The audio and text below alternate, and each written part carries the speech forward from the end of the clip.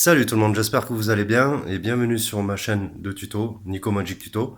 Aujourd'hui, comme promis, on va s'attaquer au tutoriel de Ghost Aces, une routine que j'ai créée il y a maintenant bien 2 ans je pense, mais qui avait vraiment full pas mal de magiciens. Alors j'espère que tu vas t'abonner, que tu vas liker, commenter, partager la vidéo, parce que franchement, c'est tout ce que je demande en retour. Et faire des tutos comme ça et vous donner tous ces secrets, c'est quand même vachement de boulot. Donc j'espère que au moins un minima, un petit abonnement, c'est pas grand-chose. Et moi, ça... Et dans mon objectif de faire grandir la chaîne, ça serait vraiment pour moi énorme. Chaque abonnement compte, votre soutien est très important pour moi. Donc voilà, ceci étant dit, restez connectés et c'est parti pour le tuto de Ghost Aces. Donc pour cet effet, voilà un petit peu de quoi on va avoir besoin. Alors, on va prendre déjà 4 cartes lambda, avec à chaque fois une couleur différente. Donc pique, carreau, trèfle, cœur. Après, peu importe la valeur. Vous allez les mettre dans cet ordre-là. Ensuite, il va falloir deux quatuors d'as. Donc un premier avec l'as de pique en premier, le carreau ensuite, le trèfle et le cœur. Et ensuite, un autre set avec l'ordre inverse. Cœur, trèfle, carreau, pique. Et cet effet repose essentiellement sur le black art. Donc voilà ici les deux pièces black art qui vont nous servir.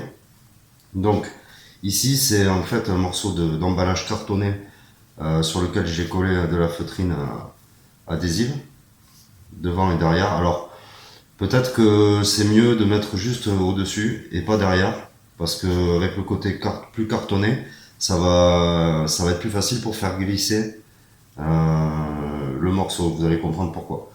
Et ensuite, bon là c'est vraiment à l'arrache, mais en gros voilà, deux morceaux de feutrine que j'ai mis dos à dos, donc ça fait un peu comme un tissu. Bon, l'idéal ce serait qu'il soit un peu mieux coupé, un peu plus large, mais bon, ça suffira pour expliquer l'effet. Alors, notre set d'as ici, je rappelle, pique, carreau, trèfle, cœur.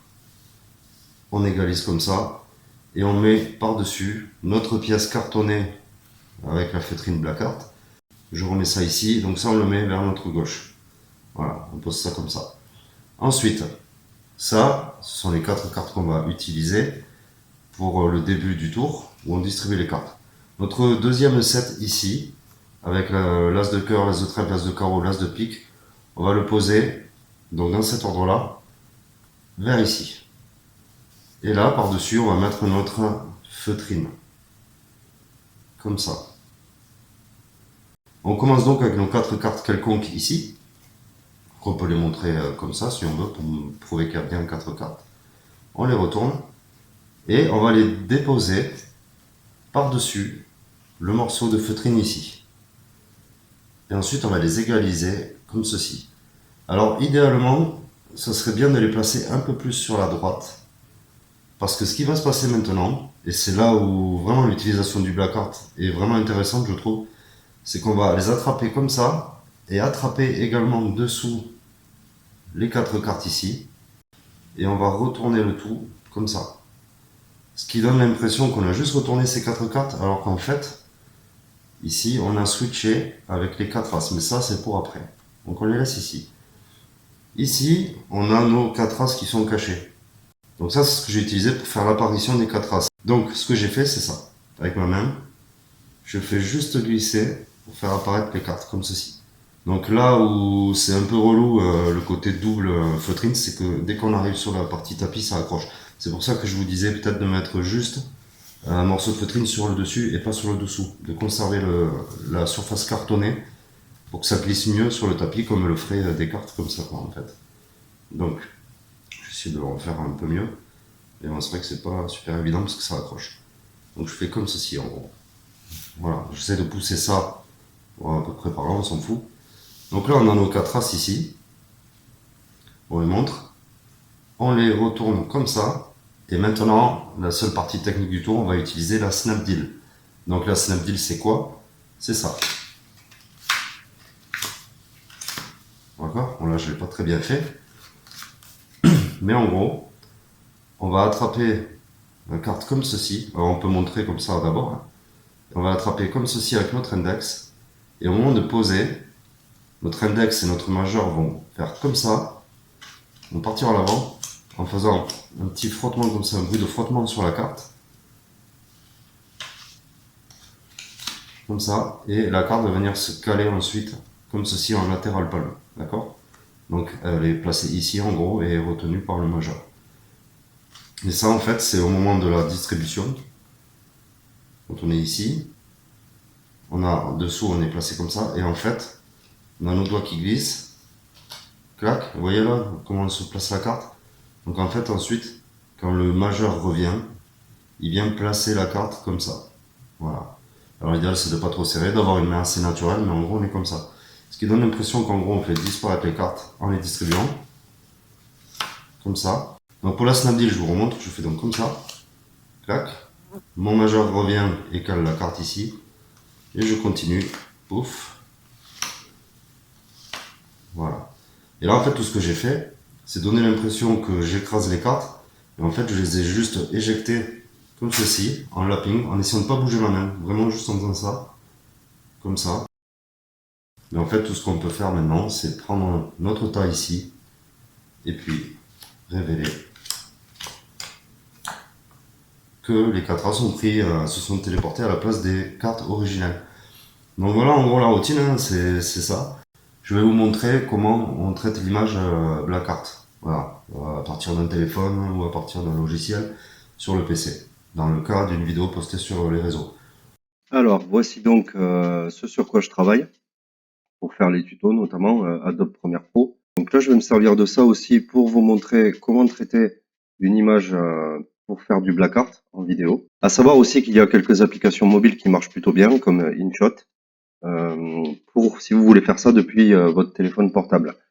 Il y a quand même quelques règles générales à suivre pour faire un bon traitement vidéo pour le black art, ou en tout cas quelque chose de satisfaisant.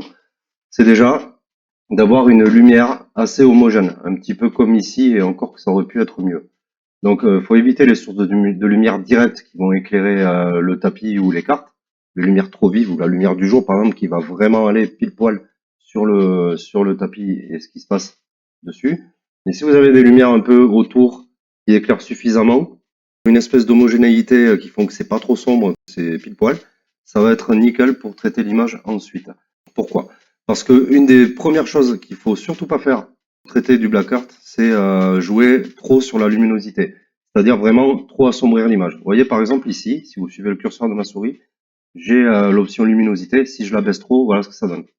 Alors oui, ça fait disparaître tout le machin, mais ça assombrit considérablement l'image. Et après, si on veut jouer avec les contrastes, ça va être encore pire, ça va être dégueulasse. Donc, moi, ce que j'ai fait, déjà dans un premier temps, là, c'est ce qui se passe sans traitement. D'accord? Si je fais un petit traitement que j'ai au préalable noté, par exemple la lumière, je vais la baisser à -7. Donc on reste sur quelque chose de raisonnable. Et le contraste, on va le mettre à 15. Ça nous donne déjà ça. Et encore que à mon goût, c'est déjà un peu trop. Mais bon, pour les besoins de la vidéo et des explications, ça suffira.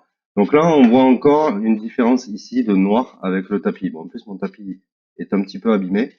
Donc avec un tapis plus neuf, peut-être que ça serait mieux ressorti. Mais bon. Ensuite, qu'est-ce que je vais faire? J'ai ici l'option couleur lumétrie qui se trouve dans les effets vidéo. Ici, si vous suivez la souris. Et ensuite, correction colorimétrique. Hop, là. Et j'ai ici couleur lumétrie. D'accord? Ça, je prends comme ça et je fais glisser sur la piste vidéo pour mettre l'option. Et donc là, j'ai effectué un réglage au préalable, donc qui est peut-être pas optimal, mais vraiment pour vous donner une idée de comment on va terminer le truc. Là, je vais juste l'activer. Ouf, voilà. Donc là, on voit quasiment plus rien. Si je lance la lecture, je pose mes cartes sur la pièce black art qui est là. D'accord? Donc encore une fois, si je désactive, on peut voir encore un peu. Et là, je retourne et hop, c'est invisible. Donc là, j'ai réussi mon switch de façon complètement invisible, rien qu'en jouant sur un peu la luminosité et le contraste. Mais évidemment, il n'y a pas que ça, puisque comme vous pouvez le voir ici, j'ai toute une liste de réglages. Bon, sur des applis pour smartphone, c'est moins poussé, évidemment. Donc la qualité de la prise de vue va être importante. Et aussi, c'est sur smartphone, c'est plus petit, donc c'est pas le même affichage. Là, je fais des vidéos pour YouTube, Donc ça peut potentiellement se voir sur une télé grand format. Donc bon, il faut faire au mieux. Et encore que là, je suis pas sûr que ça passera suffisamment bien sur une télé. Mais bon, par rapport à ce que je vois sur mon écran de PC, en tout cas, c'est plutôt satisfaisant. Donc, ce qu'on va surtout faire, c'est jouer sur les noirs de l'image et les blancs. D'accord? Donc en gros, c'est tout ce qui se trouve ici, les tons clairs, les tons foncés, les blancs et les noirs. Si là, je suis à moins 56 pour les noirs, si je les monte, vous voyez ce que ça fait. D'accord? Donc, si je remets moins 56, ouf, on est là-dessus. Après, il y a les blancs. Donc là, ça va être plus au niveau des cartes, etc. Mais voilà, pareil, pas que ça soit trop sombre ni trop surexposé. Ok? Ensuite, il y a les tons foncés. Là, je suis à moins 40. Si je les augmente, ici, on peut deviner un petit peu qu'il y a quelque chose. Vous voyez? Donc, je les mets à moins 40. Boum. On va assombrir un peu le tout. Après, il y a les tons clairs. Ils sont à 93. Les tons clairs, bon là, ça, c'est plus général. Mais vous voyez, pour un petit peu récupérer de la lumière, c'est pas mal aussi. D'accord? Voilà, je vais laisser à 89, c'est à peu près pareil. Et ensuite, on a le contraste aussi sur lequel on peut jouer. Là, je suis à moins 11. Si j'éclaircis, ça passe encore. Je peux me permettre peut-être de pas trop le baisser. Voilà, moins 11, c'est plutôt pas mal. Donc ça, c'est vraiment les paramètres principaux sur lesquels il va falloir jouer. Vraiment, la lumière, c'est clairement le faux ami dans l'histoire. Si vous avez des applis ou un logiciel qui permet vraiment d'accentuer les noirs qu'il y a à l'image, c'est l'idéal. Après, vous pouvez jouer un petit peu sur la lumière, etc. pour essayer de conserver un ensemble assez naturel. C'est vraiment le plus important. Là, on peut pas dire que ce soit ultra méga naturel, mais ça passe. Voilà. Donc si je mets la séquence suivante, c'est la séquence d'apparition des As. Donc là, c'est pareil, si je désactive mes réglages ici, là, direct, on voit déjà beaucoup plus de choses. Et si, pareil, je me mets à 0 en luminosité et en contraste également, voilà sur quoi on est, quoi. Ok? Donc là, j'active mes réglages. Déjà, ça fait bien le job. Ça commence déjà à être pas mal. On teste un petit peu, on fait un petit peu à l'œil, en fait, hein, c'est un petit peu à l'œil, pour essayer d'avoir le rendu le plus propre possible et le plus naturel possible. Voilà, donc là, vous voyez, je repasse ma main, et hop, on a vraiment l'impression que je fais apparaître les as de n'importe où. Bref, voilà un petit peu ce qu'il faut faire pour faire du black art, mais encore une fois, ça se fait un peu au feeling et à l'œil. C'est en fonction de ce que vous voyez à l'écran, donc il faut faire plusieurs tests. Pas trop toucher la luminosité si possible. En tout cas, il faut pas que ça ait l'air trop sombre. Il faut qu'on ait l'impression qu'il y a une lumière normale, naturelle. Et ensuite, ben, les contrastes et les tons clairs, les tons foncés, les blancs et les noirs. C'est surtout les noirs qui vont faire la différence de toute façon dans l'histoire. Et voilà, donc j'espère que le tuto vous aura plu. En attendant, je vous le rappelle, merci de vous abonner, merci de me soutenir vraiment. C'est une grosse motivation pour moi de voir que les gens s'abonnent à la chaîne. Donc si vous aimez ce que je fais, bah allez-y, abonnez-vous quoi. Merci, c'est tout ce que je vous demande en retour. Franchement, c'est pas grand-chose. Donc ceci étant dit, ben, je vous souhaite de bonnes fêtes si on se revoit pas d'ici là. Et sinon, au prochain tuto concernant la boîte de magie. Salut!